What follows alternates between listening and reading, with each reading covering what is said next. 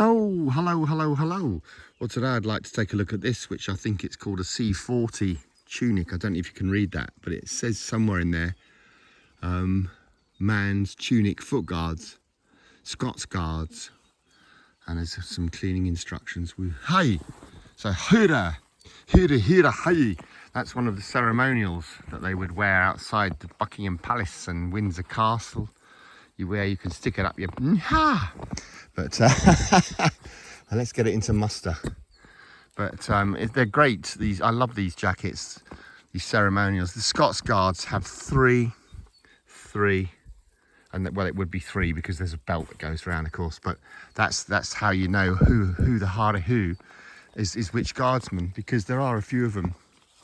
There's the household division. Well, the household division is made up of like the Life Guards, the Blues and Royals Horse Guards, I believe, and the Grenadier Guards, obviously the Scots Guards, this one, the Irish Guards and the Welsh Guards. Wham ham! But I've got massive respect for the Scots Guards. The Scots Guards, as I said, is one of the 5 foot guard regiments, and they were personal guards originally to King Charles I. It was way far back as 1686, although they think the lineage went back to 1642. They're known as the Jock Guards. My favourite Jock Guard was Robert Lawrence, Second Lieutenant Robert Lawrence, who fought in Tumbledown during the Falklands War in 1982. He was shot through the head by a sniper, an Argentinian sniper snagged him. And he survived, although he went through trauma, which I relate to because I've been through kind of heavy trauma, bodily trauma, not quite as bad as Second Lieutenant Robert Lawrence, but I've had to rehabilitate, and so I really related to his story.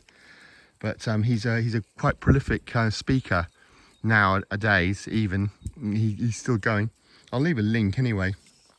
But he was the 2nd Battalion Scots Guards, and he lost 42% of his brain, for heaven's sake. And he lay in the snow for 6 hours. 22 years old. They thought he was dead, so they just left him for dead, right? And he wasn't. Scots Guard, you know what I mean? But I do love these jackets, and as I say, hey, see you, Thistlehead. And someone's obviously had quite a lot of wear out of this, because it's got a yellow collar on the inside, even though it's a very nicely presented jacket. That's Jimmy, by the way. There's Jim Tib. He's feeling a bit better today, the little sausage, aren't you, mate? He's a kusk. So I've got some other bits and pieces to show you.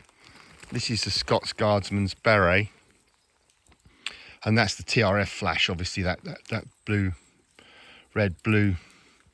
And that's the beret badge for the Scots Guardsman.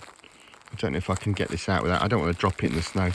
There's other things there that say Scots Guards. I'm very proud of my Scottish heritage. So that's hence why I tend to kind of focus on things like this.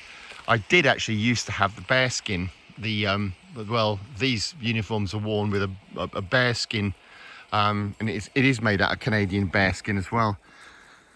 Possibly not the most politically correct thing nowadays, but they're like a kind of a, well, again, I can leave a link, but they're worn with these uniforms. And the Druses, you know, I think they're in the Scots Guards. I think they're black with stripes, with a red stripe. But I'll try and leave a link to the who.